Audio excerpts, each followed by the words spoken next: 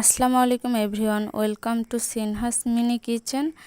আজ আমি আপনাদের সাথে শেয়ার করব খুব মজাদার কুমড়ো শাকের বড়া রেসিপি। তাহলে চলুন কথা না বাড়িয়ে মেন রেসিপিতে। প্রথমে আমি শাক নিয়ে নিব। শাকগুলোকে ভালো করে কেটে ধুয়ে নিয়েছি আমি। শাকগুলোকে একটু চিকন করে কেটে নিতে হবে। আমি চিকন করে মিহি করে কেটে নিয়েছি। তারপর কেটে রাখা পেঁয়াজ কুচি দিয়ে নিব, পরিমাণ মতো রসুন বাটা। তারপর আমি এক এক করে সব গুঁড়ো মশলা অ্যাড করব। পরিমাণ মতো মরিচ গুঁড়ো, আমি কাঁচা মরিচ দিয়েছি। তারপর হলুদ গুঁড়ো দিয়ে নিব, জিরা গুঁড়ো, রেডিমিক্স মশলার গুঁড়ো, পরিমাণ মতো লবণ, সব কিছু দিয়ে আমি ভালো করে মাখিয়ে নিব। আপনারা ভালো করে মাখিয়ে নেবেন, একটু সময় নিয়ে মাখাতে হবে।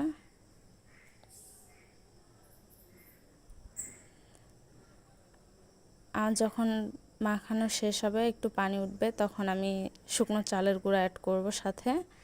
তাহলে পেঁয়াজটা খেতে অনেক ক্রিস্পি হবে, বড়াটা খেতে মুচমুচে হবে।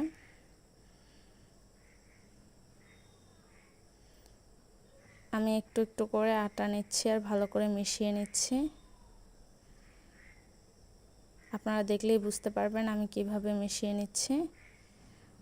আপনারা এভাবে পরিমাণ মতো আটা নিয়ে ভালো করে মিশিয়ে নেবেন। তারপর আমি চুলাতে একটা তাওয়া বসিয়ে দিব, পরিমাণ মতো একটু তেল দিয়ে নিব।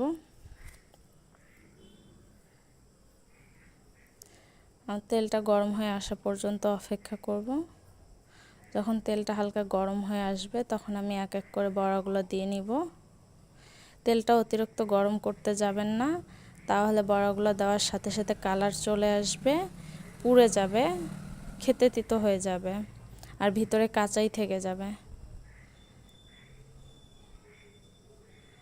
আপনারা মিডিয়াম জালে বড়াগুলোকে এক পাশ ভেজে নেবেন। আমার এক পাশ ভাজা হয়ে গেছে, আমি এক এক করে সবগুলোই উল্টিয়ে নিব।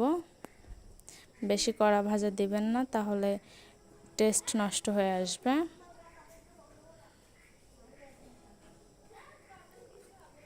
আমার এক পাশ ভাজা হয়ে গেছে, আমি সবগুলো উল্টিয়ে নিচ্ছি।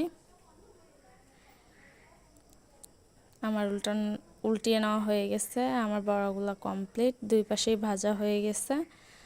আমি এখন এক এক করে সম্পূর্ণ বড়া তুলে নিব।